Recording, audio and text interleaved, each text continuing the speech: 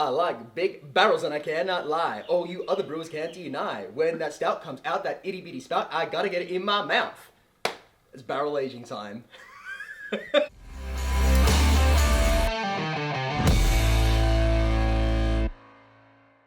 It's barrel aging time. So we made a ton of different beers on the channel so far. Some normal beers, some weird beers, but no time aging beers. So it's about time that we whack something into this barrel, let it sit for like 3 or 4 months, and then open it up and tell you what we think. So today we're gonna be making a nice, thick, boozy oatmeal stout. We'll whack it into the barrel, and then like, I don't know, 4 months when it's winter in Australia, we'll open the bad boy up and let you know how it turned out. So don't forget to like and subscribe, and let's get into it. Okay, so talking about the grain bill super quick, I'm not gonna run through the numbers because none of them are round numbers and there's a lot of grains in here. There's like 6 or 7 grains. So basically, we're gonna be using light Munich malt, dark Munich malt, dark chocolate malt, rolled oats, golden naked oats, medium crystal malt, and wheat. Yes, so 7 grains. Plus, because we have so much wheat and oat in this thing, we are also gonna use rice hulls. I've explained this before, but if you're not familiar, these things don't add any flavor, don't add any sugar, but what they do is separate the grains a bit more so that the water can actually flow through properly, so you don't get a stuck sparge. But we're gonna crush all this good stuff up, and then we will get into brewing. So super briefly talking about the style, this is an oatmeal stout. It's kind of in the name, it's a stout that has oats in it. To be honest, most commercial oatmeal stouts actually only really need like 3-5% oats. They're not massive amounts of oats because oats do get very gluggy and thick. Us, however, today are going to use quite a lot. So with the combination of the rolled oats and the golden naked oats, I think we're pushing around 22% oats of our total grain bill. So we want this to be super thick, super creamy, really high ABV because we want it to be a nice, thick barrel-aged stout. So we'll get this stuff crushed up and start brewing. Quick word of advice as well, rolled oats, do not crush these. These things just go into the mash as is. If you try to put these through your mill, you're just gonna get everything stuck and clogged up. So just leave these ones as they are. All the other stuff that I mentioned can go in the mill. Start mixing. Except for the rice hulls. Yeah, except for the rice hulls. As well. Right, let's get into it. Oh, one more word of advice. The golden naked oats are a really small grain, so they are a little bit tricky to feed through a grain mill. If you're concerned about your grain mill getting stuck, you can mill them separately like this and then add them into the rest of the mix once they've been crushed. Or you can throw them in with the rest of it if you've got a strong mill that doesn't get caught up with the rollers. So, I don't know, use discretion on this one. Goodbye, my lover. Goodbye, my friend. You have been the grains. You have been the grains for me. I can smell it. It smells very chocolatey. It does. Yeah. It does. Quick interlude. I don't know, I can't remember the specifics of each grain, but total grain bill is going to be 14 kilos, not including the rice hulls. So this is going to be a very, very thick, very sugary mash.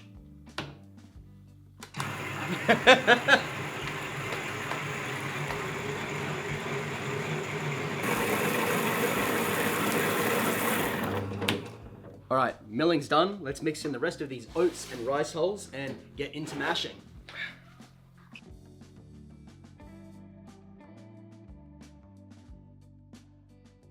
You want to talk about the issues that we might run into? Yeah, so we're going to be going 35 liters of water and 14 kilos of grain with an extra, bag or an extra kilo of rice hull, so 15 total. So we're running almost at a 1-to-2 ratio of grain to water, which I don't know if it's going to work, to be honest. We might run into problems, have to up how much water we're using as we mash in, but we'll see how we go. We want this to be really high ABV and really thick, so I'm trying to reduce how much water we're using, but I don't know, it might be a little bit too thick, so we'll see what happens. Experimental. So because we're using so much grains today, we've also got the extension on our mash tun, and we're using the bigger malt pipe to compensate for just how much stuff is going to go in here. So let's get cracking. I suppose this is also a good opportunity to talk about diastatic power. So effectively what that is a way to measure how much enzymes are available in the grain to actually convert complex sugars into more digestible sugars. Generally speaking, with diastatic power, you would like to try and keep it above a number of 40.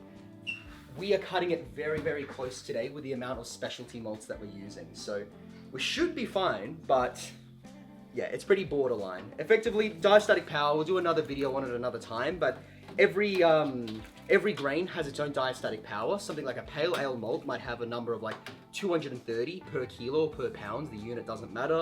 Whereas something like a really heavily roasted malt, a black malt, will have a diastatic power of 0 because it's so roasted, all the enzymes in there are killed and there's nothing in there that can actually convert complex sugars into fermentable sugars. In any case, we don't need to talk about that too much, but I'm flagging it because if we have fermentation issues, this might be why. But we'll see how we go. So as I mentioned, we're running with 35 liters, that in Imperial to start with. We'll see how we go. If we need to up the amount of water, we will. But we're going to be mashing at 69 degrees Celsius. Again, that in Imperial. So we want this to be, we want this to have a thick, nice, velvety body. We learnt from our Cocoa Nibs chocolate stout that we probably mashed at a lower temperature than we should have. So we're going to increase the mash temperature this time around. And mashing for 90 minutes this time. Normally I do a 1 hour mash, but considering that we've got quite a lot of specialty malts in here, the enzymes might struggle a tiny bit. So yeah, we'll mash for 90 minutes to just give them a bit of extra time to digest everything.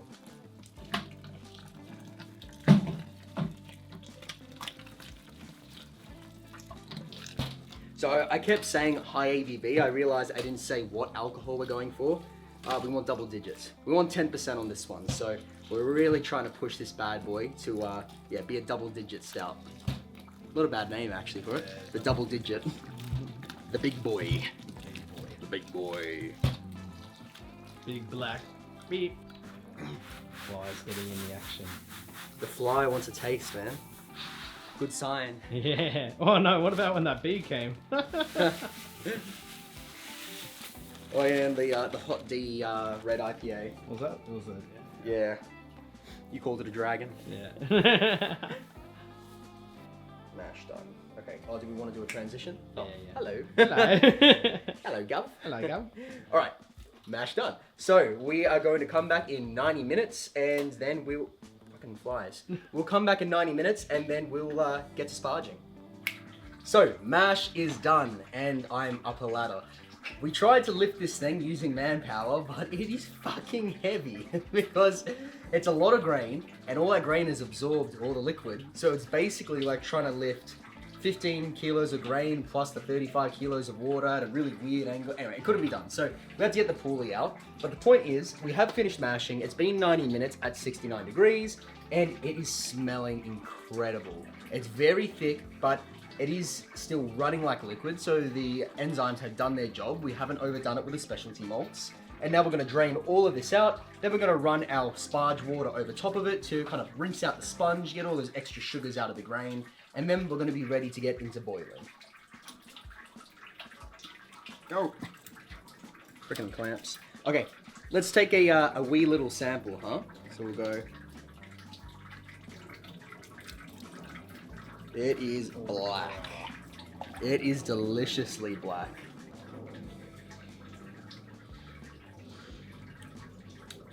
Honestly, I could just drink that as it is now. It's pretty good. Just tastes like, it tastes like a long black at the moment. It tastes like a little bit of a creamy, silky, really sweet long black coffee. It's it's good. Yeah, give me some more coffee. I'm drinking all the. You're drinking the beer. While we're here and we've got this sample, let's take a quick gravity reading and find out where we ended up after mashing. So we'll just get our refractometer out. Again, if you haven't used one of these before, it's basically by the refraction of light, it can tell you what sugar percentage is inside this beer, so what gravity you're running with. And then after fermentation, you take another gravity reading, and that will tell you based on the difference how much alcohol is in your beer. So for this one, we want to aim somewhere in the realm of 1.1 starting gravity to give us a 10% stout. At the moment, we are way up there, somewhere around 1.1, 1.95 kind of territory. So we'll see where we finish once all of this is finished draining out, and then we'll get to boiling.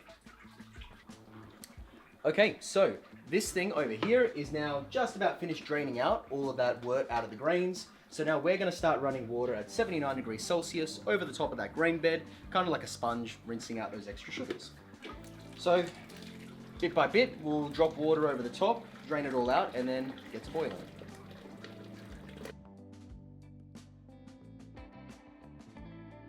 So I also should have said, we are going to, or what I think we're going to do for now, we'll see as we go, 45 litres of sparge water this time round. We've got quite a lot of sugar trapped in these grains, and I want to get as much of it as I can. So 45 litres of sparge water at 79 degrees Celsius. Okay, so our stout is now boiling, but we are not going to add anything yet because we have overshot our sparge a little bit and we've dropped our original gravity just more than we'd like. It's currently sitting at about 1.055. I'd really like that original gravity to be way higher. So what we're going to do is we're going to boil for an hour just to reduce the amount of volume we have here and just increase the density. And then we're going to actually start our hour of boiling where we add our, our hops and everything. So sit tight, boil this for an hour, come back in another hour, and then we start the real boil.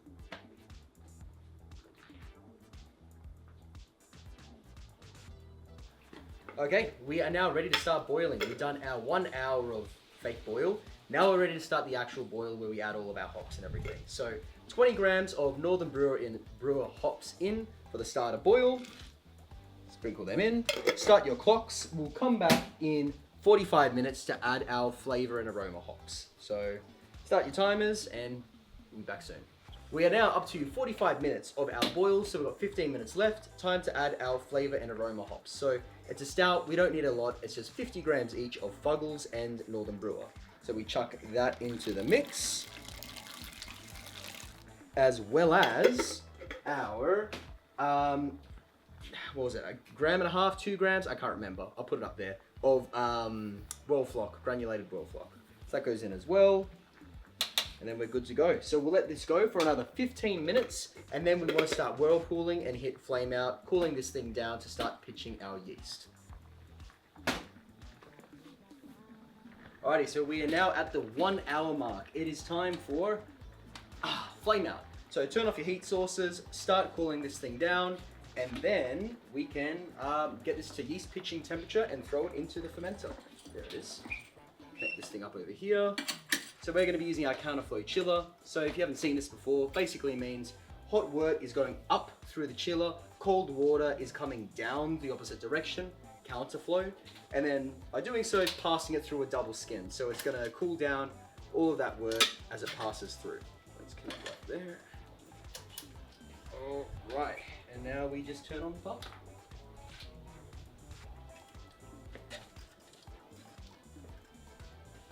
Not a bad time as well, actually, to take a gravity reading while we're waiting for this. What's the gravity at, mate? Oh. What's the gravity at? Give us. Alright, it is not as high as I wanted.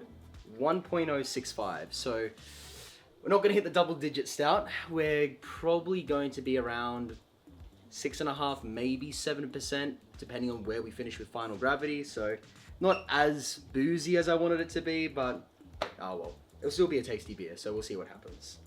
Anyway, once this thing cools down to around 25 degrees Celsius, between 25 and 20 degrees Celsius, we can throw this into the tank and throw in our yeast. Something else I forgot to mention is we actually did make a vanilla extract that's going to go into this stout. So there was 3 vanilla beans in this, small vanilla beans, so you could get away with 2 larger ones. Just split them down the middle, scrape out the insides, and then mix it all up with your alcohol of choice. In my case, I went with bourbon. I think bourbon will pair nicely with the stout. So it was about 80 mils-ish, about 1/4 cup of bourbon with those 3 vanilla beans, and then you just leave it there for a few days, making the extract. So if we give it a little smell now, it just smells like a lot of vanilla. Anyway, we're going to throw this into the fermenter once this thing's at yeast pitching temperature, and then we'll just let it mingle for the next couple of weeks as it ferments. Okie dokie, so we are finished cooling down, well, almost finished cooling down. It's a super, super hot day here in Australia right now, so our groundwater can only get the wort so cool. So it's about 31 degrees at the moment. We're just going to pump all this into the tank. Then we're going to let our glycol chiller cool it down to actual yeast pitching temperature, and then we're gonna throw our yeast in. But you guys don't really need to see that part anyway. So we're gonna leave it here, but we are going to add into the tank whilst we start transferring this. Let me turn this pump on. Ugh. Whilst we start transferring this over, we're also gonna throw our vanilla extract into the mix. So reason we're adding this one here is we're going for a really like thick, you know, voluptuous oatmeal stout. So I kind of think it would be nice to add that vanilla character to really round out those flavors and give it that, I don't know, that little bit of sweetness to marry everything together a bit. Anyway, we're gonna throw it in. So again, that was the 3 small vanilla beans, sliced down the middle, mix it into your liquor of choice. We use the bourbon, and you let that sit for a couple of days to extract all of that flavor. Anyway, we're gonna throw this stuff into the mix now, along with all of that yummy wort that's being pumped in. Get in there. Go, go. I could have done this better. Anyway, that's gone in now. So, that is the Stout Brew Day done. We will come back to you guys with this one when we are popping this stuff into a keg. So, I think we're gonna go half into a keg and half into a barrel, and then we're gonna have an A/B test on how much influence the barrel plays after a couple of months. But in any case, we'll see you guys when we get to barreling on this one. We are back. It's been about 2 weeks since the Stout Brew Day, and we have finished fermentation. So this thing finished at 1.018 final gravity. Starting gravity was 1.066, which gives us a 6.3% stout. So a fair bit off the 10% I actually wanted, but it is what it is. It's done now. So we want to transfer this thing into our barrel. So it's barreling time. The way that I'm thinking about doing this is I'm just going to purge the barrel with CO2 for a little bit, and then I'm going to start pumping in the stout. So yeah, I guess let's get into it. We'll purge this one a little bit. So this barrel, I guess we'll just talk a bit about it. So this one is a, it's not American oak, this one is a French oak barrel, and it used to hold Irish whiskey. So we'll fill this one up with stout. I feel like they're kind of gonna marry together nicely, those sorts of flavors. I would have preferred a bourbon barrel, but didn't have any on hand. So Irish whiskey barrel it is. In any case, we'll see what happens to this thing in 3 months. We also did a split batch. So half of this has gone into the keg already. So that's gonna be in the tasting video that you can watch right after this next week. And then the other half is gonna go into this barrel. So in like, I don't know, June, July, we'll empty this thing out into bottles, and then we'll compare, you know, the barrel aged version versus the regular stout version, whatever you want to call it. But it'll be interesting to see what kind of flavor differences we get at the end of all of this. So yeah, we'll be back in a tick once this thing's done purging. A bucket? Bucket? Yeah. Maybe. What's the magic word? Bananas. We're filming a stout, mate. It's a big black dick.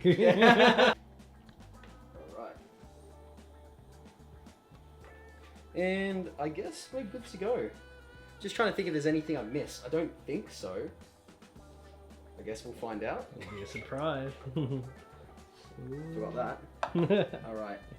So, Here's here's the idea. We've just finished purging the barrel. We're not going to be able to do a zero oxygen transfer because I don't have a bung and the equipment that I should have gotten prepared to actually do this properly. So we purged it, and I guess we'll just hope for the best. Now I'm just going to let out the first little bit in case there's a little bit of yeast stuck in the racking arm. So we'll just let out that first little bit of stout, a little bit of sacrificial stout.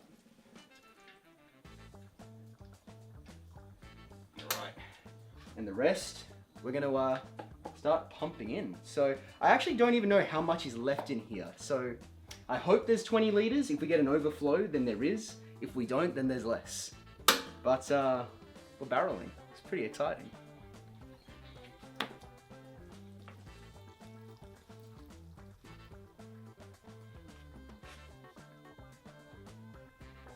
First barrel aged beer, mate. How do you First feel? one on the channel. Yeah. No, it's good. It's exciting. I'm really excited to see how this stacks up against the non-barrel version. So it'll be.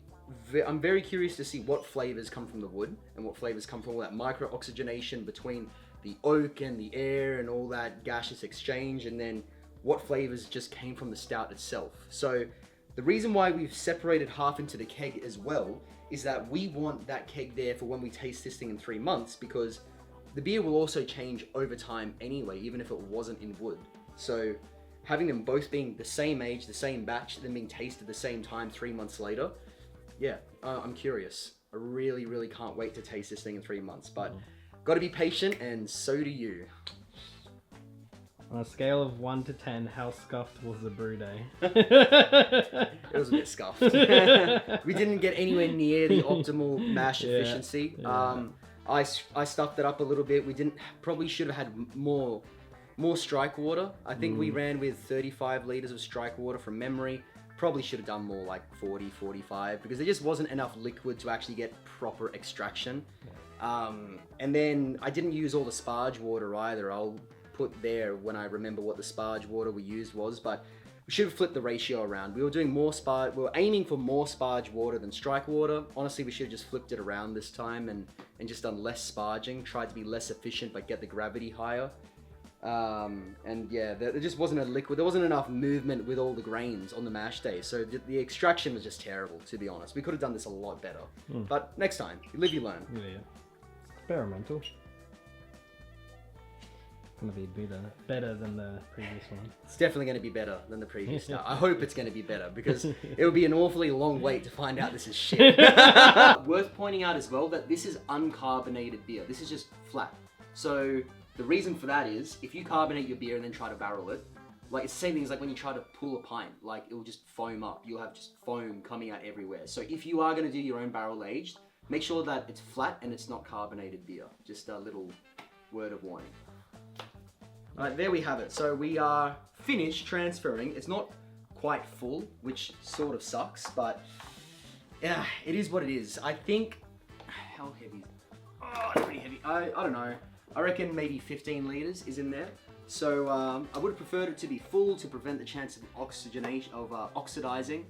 The original plan was to have enough that this thing would be filled to the brim, and then I was going to fill up some bottles that I would have to top this barrel up, as you naturally get kind of loss of product in a barrel, so which is kind of what you do with wine. So anyway, doesn't matter, it is what it is. We've got 15 liters in here. We'll just see how it holds up in like 3 months time, and we'll taste it then. So there you have it, guys, our first barrel aged beer on the channel. So thanks for watching, thanks for sticking along with it. Let us know if you guys do your own barrel aged beers. I would be just loving to hear about your own experiences with all this stuff. In any case, guys, don't forget to like and subscribe, and brew on. We'll see you next time.